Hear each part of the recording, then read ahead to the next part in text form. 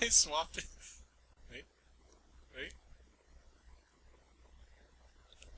You know he noticed.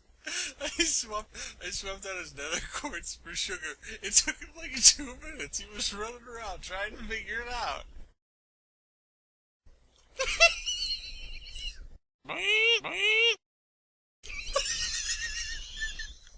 What? He got one piece!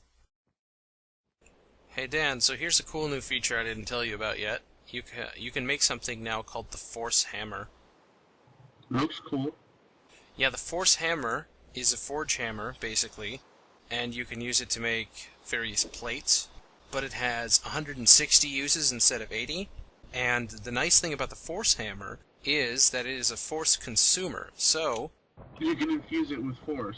yeah, I can just give it liquid force and it'll run off of that, and it'll last quite a while off of liquid force too, so it's one of these things that you wouldn't really have to get a bunch of. That is neat. I like that. And you can use it to make not only force plates, but iron, gold, copper, tin, bronze, lead plates, and then you can turn those plates into two of the casings. Now, if you want to get rid of a force hammer, it actually sticks around when it has 0 uses, it just can't be used anymore, so you have to either force transmute it, or, I don't know, I guess just throw it in lava. Your only option to get rid of it is lava. Alright, so if you look, there's a new entry for magic, and the item on there is actually a new item. I like that. That's nice. Now, if you look in NEI, you can actually see that there are magic jars and large magic jars. And these things are not craftable. You can't make them, but they will occasionally drop off of any hostile mobs. And if you pick one up, you'll get either an eighth or a fourth of your magic back, depending on what size of jar they are. I like that. That's nice. And now, right next to that in NEI is actually something called a recovery heart, which is basically the same thing. They drop off hostile mobs about a tenth of the time, and it'll actually restore 1 heart if you pick it up. That's pretty sweet. Yeah, now, you can't normally get these items in your inventory, because when they drop, you just pick it up, and it restores the health, but it's just destroyed. Alright, so check it out. Woo! If you use up some magic, and then pick one of these up, it restores a chunk of magic. Nice. I like that. I figured since I made the meter up at the top left, I ought to make magic jars and hearts. Now, one of the last series changes I just made, since we were derping around with this the other day, come over with this infuser. Now, just try to do something with this guy. Yeah, it's not gonna let me do it. What's it doing? It says you cannot use somebody else's infuser. Oh no! Looks like you're boned. Well, that's awesome. So, force infusers are now bound to players, so if people build bases with other people, which I don't think happens that often, they'll just have to use separate ones. It's probably not that big of a deal. But all we need to do is just get a second set of pipes here. Just one more electric pipe and just throw your own infuser down here if you want. Okay. Just have to make a book and work your way up. Dun dun dun! Is there like a way to like clone a book Nope, you're boned. in case you master it and you want to like give it one to somebody? No, you're boned. Well, that's lovely. Well, it's now costing experience. To be honest, I worked at it for a while. I could not come up with any way other than to just limit that, so... Besides, it makes it more of a personal experience, kind of like Thaumcraft research, really. Anyway, I also made some good changes. Right, now something I just did is these force flasks will actually render in your inventory, like force flasks in 3D, so it looks a lot better if you want to go bottle something. I'll show you, I'll bring it back and bottle the cow. By the way, it's an enchanting table now. It's been that for a while. Oh my god.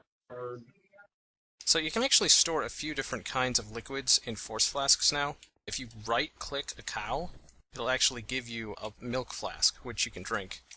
Yeah, now the milk flask is actually... It actually just, does what vanilla milk does, which is remove all your potion effects, but also this has a side effect of healing 2 hearts when you drink it. Boy, I'm thirsty. Now, there's actually a reason that I added this. It's a base for something else, but we'll get to that in a bit. another base. I'm going to put this force flask in the infuser, and I infused it with liquid force. And I pulled it out, and now I actually have a flask of liquid force. What's that gonna help us with? Did you just drink liquid force? Yeah, you can drink it if you want, and liquid force will randomly heal or harm you for up to 4 hearts. And it will also give you about speed 3 for a while. So it's like liquid meth. Yeah, you never know what you're gonna do. You don't really want to drink this stuff. You actually use this stuff to make the new type of potions that I added.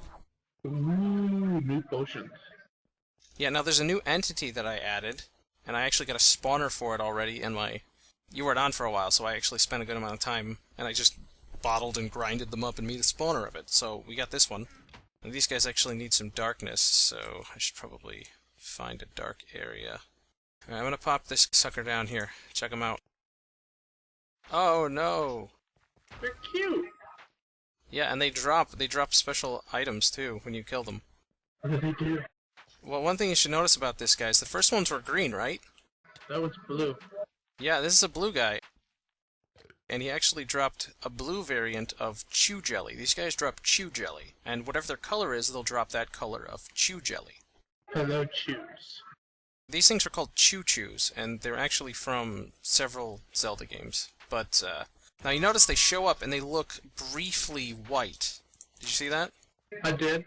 Yeah, they're actually colored after they spawn. They spawn and then the server gives them a color and tells people about it. But basically, when they spawn, they're given a random color. Purple and green is the most common, and purple actually can't drop any kind of chew jelly. So purple's kind of a dud chew. You just kill it and move on. Like the red-headed stepchild. Yeah, it's like the ginger chew. Yay, ginger chews. Speaking of ginger chew, red ones will drop red chew jelly, so I have green, red, and blue. These 3 colors of chew jelly can actually be used, if you look it up in NEI, along with a liquid force flask. You need 5 chew jelly and 1 gold powder, and you can make a potion either green, red, or blue. Ooh. Now, if you mouse over them in NEI, it actually tells you what they do. So the green potion will actually refill your magic, the red potion will restore all your health, and the blue potion will do both the green and the red potion's effects. So if you want a way to restore your magic, a green potion, and we probably want to do this pretty soon, is set up a nice way to automatically kill and get stuff from these, and we could have all the chew jelly we want, and we could keep a few potions on hand. Ooh, that would be cool. These are actually all configurable to the point where you can even disable the ability to make and use these potions if you want, or you could just lower the amount of health that they restore if you wish. But if you disable a certain type of potion, then you'll also disable that color of chew from spawning in the world. You'll find them wherever hostile monsters can spawn, and they tend to spawn in groups instead of just singularly. But they don't spawn that often. It's pretty cool. I like choo-choos. Yeah, I mean, that's how I got them, because they were spawning at night. I went and hunted for them, and then bottled them and grinded them down to make a spawner, which we are now enjoying. That, I believe, was the rarest of them all. I believe that was a gold chew. Did you get a piece of gold chew jelly? I've got 4 pieces of gold chew jelly. Ooh, those are the best. You can use those to make something a bit more interesting. Hooray for being able to use magic while we're both online. Yeah, that's nice. Anyway, remember when I said that the milk could be used for something else? Yeah, there's that gold chew jelly that I got. I wanted to make some potions, and I just realized the only real caveat to this right now is that we need... Okay, there we go. I did save a little bit of gold powder, but I took the chunker out of the automation so that we won't turn our gold powder into chunks anymore, because we might want to save a good chunk of it. Gotcha. Alright, so I've got this liquid force flask. I'm going to put a piece of gold powder, and let's see, what kind of chew do I have? I'm going to make blue, and I'm going to make a blue potion. Now, as a side effect, you also get a piece of glass powder when you make a potion. Okay. That's mostly just to prevent the flask, which is also a liquid container, from becoming a bonus flask. But anyway, so I have a blue potion. This will actually restore both health and magic if I drink it, so that's pretty sweet. That's cool. So if I were to use up... Oh, I used my magic up. Oh, I took damage. I took 4 damage. 4 hearts. I just drink this blue potion. Oh, my hearts and magic are filled back up. Yay! Yay! Yeah, so that's gonna be fun. Okay, now, there's something I should probably tell you about these potions. Now, by default, You can just use them whenever, there's no forced cooldown, but you can actually configure it so that these can't be used during combat, which just means if you've taken damage from an entity in the last 5 seconds, it won't let you use them. And you can also set it so that there's a cooldown for potions, anywhere from a few seconds to half a minute, if you don't want people using them successively. Okay. But something better we could do here, if we get, let's see, we get this guy, this cow, I can get milk from him for free. And I can actually use the milk flask as a base, using the same type of recipe, and gold chew jelly to make something called the Chateau Notch. Ooh, is that a vintage? Now check this out, if you pick that up, you can actually drink it. And your magic meter, it turns kind of blue, right? Now there's no actual potion effect on you, but as long as you stay in the same dimension and don't log out, for the next 3 minutes you'll actually have unlimited magic. So do whatever you want, you can't run out for 3 minutes, you can even fly for a while if you want. Isn't that sweet, Dan? That is pretty freaking awesome. So if you want a flight potion, just to get you somewhere for a while, you can do that. But the value is configurable, and by default it's 3 minutes, but you can bump it up to 5 or down to 1 if you want. And you can also disable it entirely if this is a bit too much for your server. That is awesome.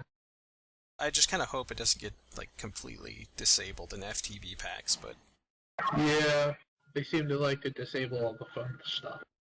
I don't know, Slowpoke's a big fan of DartCraft and Zelda, so that might just stay in. Oh, so when the chateau is about to run out, it'll return your magic meter to normal, but it'll still be full, so what'll end up happening is it'll just start to flash pretty quickly. So when it starts to flash, that's when you're about out of magic.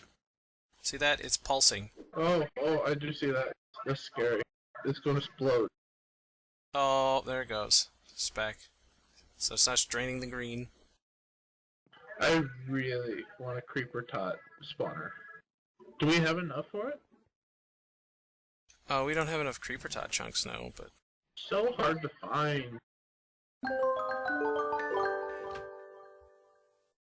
I swapped out his nether quartz for sugar. What? He got one piece!